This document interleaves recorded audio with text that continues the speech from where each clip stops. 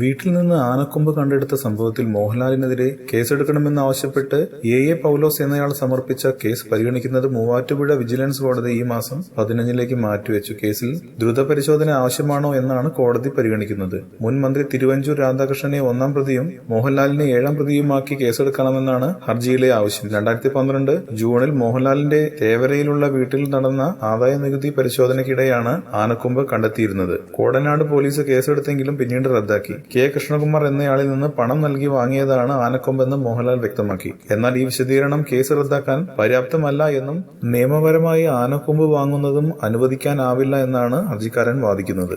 കൂടുതൽ സിനിമാ വാർത്തകൾക്കും വിശേഷങ്ങൾക്കും ഇപ്പോൾ തന്നെ സബ്സ്ക്രൈബ് ചെയ്യൂ മലയാളം ക്രിയേഷൻസ്.